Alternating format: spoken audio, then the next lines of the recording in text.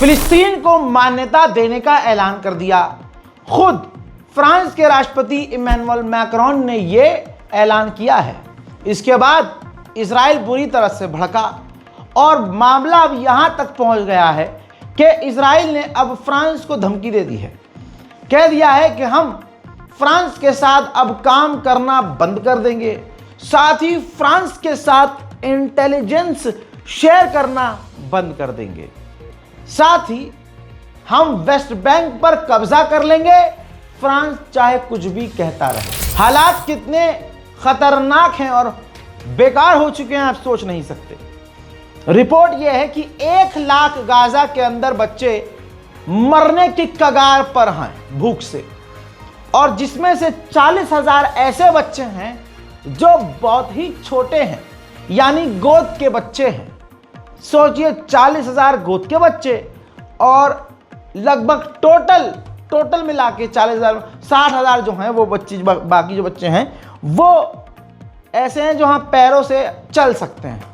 यानी गाजा के अंदर इजराइल ने भूख को, प्यास को सबसे बड़ा हथियार बना लिया है। अब सुनिए आगे की खबर। इसके बाद इजरायली नेता ने खुलासा किया है कि हमने 1000 ट्रक जो राफा पर खड़े थे, इजिप्ट के अंदर थे और बॉर्डर पर थे, 1000 ट्रक जिसके अंदर दवाई, खाना, पानी, ह्यूमैनिटेरियन एड, ऐसी तमाम चीजें थी, हमने ऐसे 1000 ट्रक की मददों को निकाल कर ट्रक से जमीन के अंदर दफना दिया।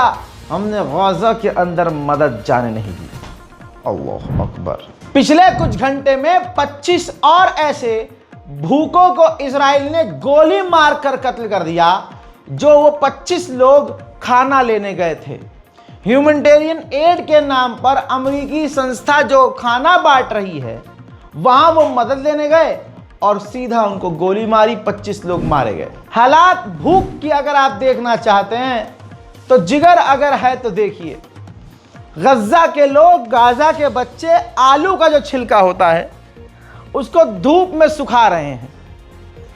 धूप में सुखाकर उस आलू के छिलकों को वो खाएंगे, यह हाल है। कुछ ही देर पहले और जानकारी जो ताज़ा मेरे पास आई उसमें यह है कि 5 और गाजा के लोग भूख से मारे गए हैं, जिसमें बच्चे ज़्यादा हैं। इजराइल के सैनिक गाजा के अंदर, गज्जा में 1 महीने में 1000 गोद के प्यारों को, छोटे छोटे बच्चों को मार चुके हैं। ब्रिटेन के प्रधानमंत्री पर उनकी ही सरकार के मंत्री और लोगों का दबाव है कि फिलिस्तीन को मान्यता दी जाए, जिसके बाद ब्रिटेन के प्रधानमंत्री का बयान आया। उन्होंने उसमें कहा कि हम फिलिस्तीन को मान्यता देंगे, लेकिन अभी नहीं, फिलहाल हम जॉर्डन के साथ मिलकर गज्जा में मदद गिराएंगे। इजराइल जानबूझकर, क्योंकि दुनिया का दबाव है, अमेरिका ने भी कहीं ना कहीं अपनी थोड़ी एक इमेज बचाने के लिए कहा है कि भाई कुछ मदद के ट्रक जाने दिया करो। अब अमेरिका और इजराइल ऐसी स्ट्रेटजी अपना रहे हैं जिससे वो गाजा के अंदर मदद जाएगी भी तो हालात और बुरे होंगे। कैसे, मैं आपको पहले समझा देता हूं। गाजा के अंदर भूख से लोगों की हड्डियां बाहर आ रही हैं, आपको इस बात का पूरा अंदाजा है। ऐसे में गाजा के अंदर जो मदद के ट्रक आ रहे हैं इजराइल के अप्रूवल के बाद, वो 1 या 2 ट्रक आ रहे हैं, जहां 4 से 5 लाख भूखे लोग उन 2 ट्रक को घेरेंगे तो क्या होगा? तवज्जो है, लूटेंगे, घसीटेंगे, भगदड़ मचेगी, दब के मरेंगे या इजराइल की गोलीबारी में भी मरेंगे। मरना इजराइल के हाथों ऐसे भी है, मरना वैसे भी है। अब ये तस्वीर देखिए, जानबूझकर कई दिन में 1 ट्रक इजराइल भेजता है जिसमें लूट मचती है, घसोट होती है और कई फिलिस्तीनी दब के मारे जाते हैं और सही से किसी के हाथ में मदद भी नहीं पहुंचती है।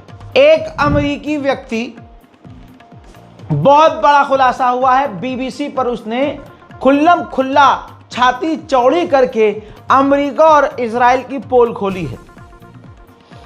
जो वहां अमेरिकी एजेंसी है जो मदद बांट रही है, उसकी ही एजेंसी में वो गया उसके लिए एज अ वर्कर। अब उसने, ये है बीबीसी का वो वीडियो, इसके अंदर वो व्यक्ति आपको दिखेगा जिसने बड़ा खुलासा किया है। भाई इसने कहा है कि जब मैं गाज़ा पहुंचा, मैंने अपनी आंखों से देखा कि गाज़ा में नरसंहार हो रहा है, निहत्तों पर गोलियां चलाई गई और इजराइल ने जो सिविलियंस हैं उनके ऊपर मरकावा टैंक तक दागे। सिर्फ टैंक ही नहीं, टैंक से गाड़ियों को उड़ाया, टैंक आम जनता पर फायर किया। मैंने इस पूरी दुनिया में सबसे बुरी इंसानियत गाज़ा के अंदर देखी। गाज़ा के आम लोगों को जो मदद लेने के लिए आते हैं, बिना किसी बात पर उनको गोली मारता, उनको कत्ल करता देखा है।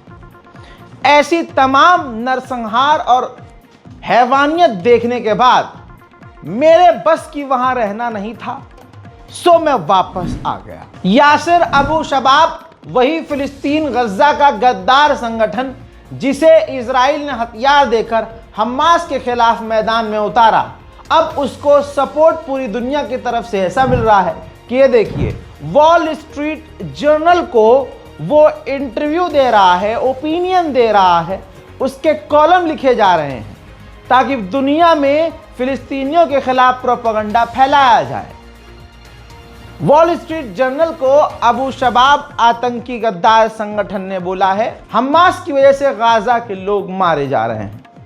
हजरात, अगर ईरान के लिए लड़ने वालों को ईरान का प्रॉक्सी कहा जाता है, तो ये इजराइल के लिए लड़ने वाला अपनी कौम का गद्दार, इसे इजराइल की प्रॉक्सी ना कहा जाए तो क्या कहा जाए। इटली की प्रधानमंत्री मेलोनी, वो भी भड़की हैं इमैनुअल मैक्रोन यानी फ्रांस पर।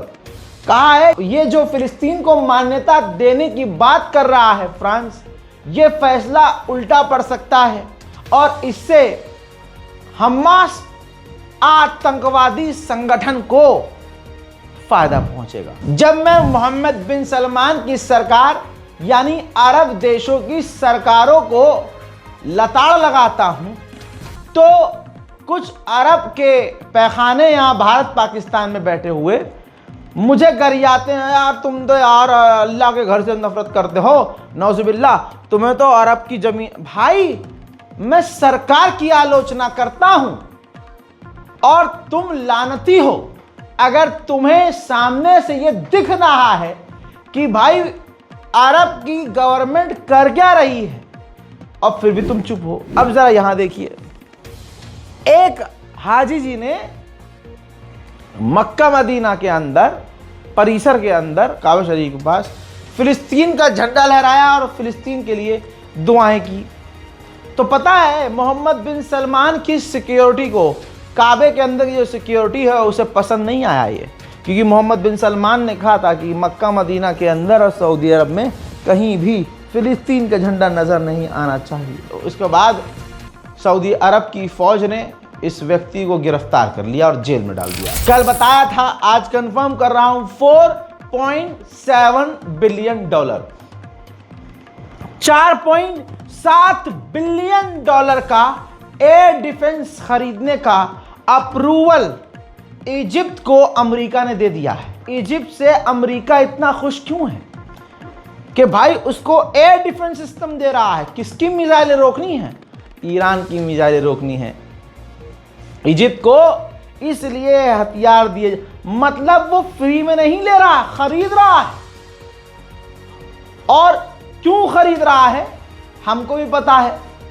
इजिप्ट का कौन ही दुश्मन है, इजिप्ट पर कौन हमला कर रहा है भाई।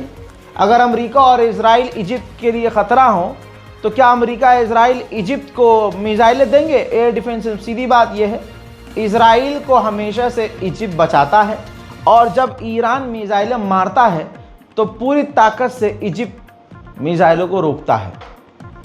आप खुद सोचिए कि जहां एक तरफ इजिप्ट कह रहा है कि भाई हम मजबूर हैं, हम गाज़ा में मदद नहीं भेज पा रहे हैं, दुनिया कुछ नहीं कर रही है, आप आगे, हम आलोचना करते हैं कि दुनिया खामोश किस है, जबकि खुद पड़ोसी है। इजराइल से हथियार ले रहा है, इजराइल से बातचीत कर रहा है, अमेरिका से हथियार ले रहा है, और फिर उल्टा दुनिया कह रहा है कि तुम गाजा के लिए क्या कर रहे हो। इजराइल की सरकार चारों हाथ पैर से आतंक मचा रही है, दुनिया अपनी आंखों से ये देख रही है और चुप है। यही सब देखने के बाद बहुत सारी जगह पर कई देश ऐसे हैं, खासकर जहां आप रह रहे हैं वहां भी अब ये हो रहा है कि अब उनको हिम्मत मिल रही है कि मुसलमानों की ज़मीन पर खुल्लम खुल्ला कब्जा भी किया जाएगा, तब भी दुनिया चुपचाप देख लेगी। कोई मुस्लिम संगठन, कोई अरब लीग, मुस्लिम लीग, फलाना घंटे की लीग, किसी को कोई फर्क नहीं पड़ता मुसलमान के साथ क्या हो रहा है। ज़रा ये देखिए, इजराइल की सरकार ने इतनी छूट दी है सेटलर्स को कि वो खुल्लम खुल्ला फिलिस्तीन के इलाकों में जाकर अपनी मनपसंद ज़मीन को देखकर पसंद करके, फिलिस्तीनियों की जो ज़मीन है उस पर वो कब्जा कर रहे हैं और दिन दहाड़े कर रहे हैं। इसी तरह से रेड के दौरान एक नौजवान फिलिस्तीनी को कत्ल कर दिया गया है आज फिर से वेस्ट बैंक में। उधर हुथीज़ ने कन्फर्म किया है कि हमने इजराइल पर मिसाइल दागी है जिसे उसने अपने आसमान में रोकी है। उधर एक और देश पुर्तगाल, जिसने ऐलान किया है कि हम भी फिलिस्तीन को मान्यता देने के लिए तैयार हैं। आयतुल्लाह सिस्तानी इराक के एक धार्मिक लीडर हैं, इन्होंने कहा है तमाम मुस्लिम देशों से कि इजराइल के खिलाफ काम कीजिए और गाज़ा के अंदर सब मिलकर मदद भेजने की कोशिश कीजिए। फिनलैंड के अंदर इजिप्ट की एम्बेसी की तस्वीर आपके सामने है। फिलिस्तीनी समर्थक ने इजराइल के विरोध में इजिप्ट की एम्बेसी को भी लपेटा है और वहां फेक ब्लड डालकर प्रदर्शन किया है। जाहिर सी बात है, ये वही चीज़ है जो मैंने आज आपको इजिप्ट के बारे में बताई है। आज आप समझ लीजिए कि इजिप्ट खुद इजराइल के साथ है, इसी वजह से दुनिया अब इजिप्ट के खिलाफ भी आवाज़ उठा रही है। ऐसे ही लंदन में इजिप्ट की एम्बेसी ये है, देखिए वहाँ पर इजिप्ट की एम्बेसी को फिलिस्तीनी समर्थकों ने उसके दरवाजे पर हमला करके उस इजिप्ट की एम्बेसी के दरवाजे को बंद कर दिया। ये सब गुस्सा इसीलिए है क्योंकि अब लोगों को, मुसलमानों को समझ में आ रहा है कि इजिप्ट का हरामीपना कितना बड़ा है। हजरात, जैसे ईरान में खुफिया आग, धमाके ये सब हो रहे थे, ऐसा ही इजराइल के अंदर भी हो रहा है। ये देखिए, इजराइल के बस अड्डे पर खड़ी कई बसों में अचानक से आग लग गई और सारी लगभग जो बसें वहाँ बड़ी बड़ी खड़ी थी उनमें आग लगी और पूरी वो जलकर खाक हो गई। इस हादसे में एक इजरायली की भी जलकर मौत हो गई है। इजराइल का एक पूर्व सैनिक है, आपकी स्क्रीन पर देखिए, उसने इंटरव्यू में, अमेरिकी चैनल को इंटरव्यू देते हुए कहा कि मैंने इजराइल की सेना में लंबे समय काम किया और आज मैं ये बता दूं आपको कि बीबी को यानी नेतन्याहू को खुल्लम खुल्ला हथियार डोनाल्ड ट्रंप दे रहा है और ये ठीक ऐसा है जैसे एक नशेड़ी गंजेड़ी को हथियार देना और उस पागल को खुली छूट देना कि वो कुछ भी करे। हजरात, ये बात इन्होंने इसलिए बोली क्योंकि ये जो पूर्व सैनिक इंटरव्यू दे रहा है, आज इसका बेटा भी हमास की कैद में है। और आपको बता दूं कि इन्होंने आगे ये भी कहा कि नेतन्याहू डील चाहता ही नहीं है। हजरत मोहतरम अमरीकी ऑफिशियल ने कहा कि अमरीकी गवर्नमेंट अच्छे से जानती है कि अमेरिका के ही सपोर्ट से इजराइल अब तक बचा हुआ है। लीजिए, अब अमरीकी ऑफिशियल ने भी कंफर्म कर दिया कि इजराइल का सारा नशा उतर जाता अगर अमेरिका पीछे हट जाता। आज पूरे इलाके में जो गुंडागर्दी, आवारागर्दी कर रहा है इजराइल, ये सिर्फ अमेरिका के दम पर कर रहा है। जब अमेरिका और इजराइल कुछ कर नहीं पाते किसी का और सामने से लड़ नहीं पाते, तो वो अंदर से तोड़ने की, उसी देश को अंदर से तोड़ने की कोशिश करते हैं। ये इनकी हमेशा से नीति रही है। अब यमन के जो हुथीज़ हैं वो मुट्ठी भर हैं और अमेरिका और इजराइल पर अकेले भारी पड़े हैं। तो अब यमन की सरकार को और यमन की फ़ौज को पीछे से खूब पैसा अमेरिका इजराइल के द्वारा दिया गया। अब यमन के जनरल ने कहा है कि हमने 3 लाख फ़ौज इकट्ठा कर ली है और हुथीज़ को रोका जा सकता है। हजरात, हमास को डर है कि अब इजराइल अमेरिका की फ़ौज के साथ मिलकर गज़ा में घुसकर जो कैदी हैं इजरायली उनको छुड़ाने की कोशिश कर सकता है और हमें नुकसान पहुंचा सकता है। इस वजह से हमास ने अपने लोगों को खुली छूट दे दी है कि अगर इजरायली सैनिक हॉस्टेज के करीब भी आते हैं तो कैदियों को ख़त्म कर दो। बहरहाल दोस्तों, फ़िलहाल के इस अपडेट में इतना ही। इस बारकोड का इस्तेमाल करके गाज़ा और फ़िलिस्तीन की मदद के लिए आगे आइए और दुआओं में याद रखिए। मैं हूं रज़ा और आप देख रहे थे रज़ा ग्राफी अनस्क्रिप्टेड। जय हिंद।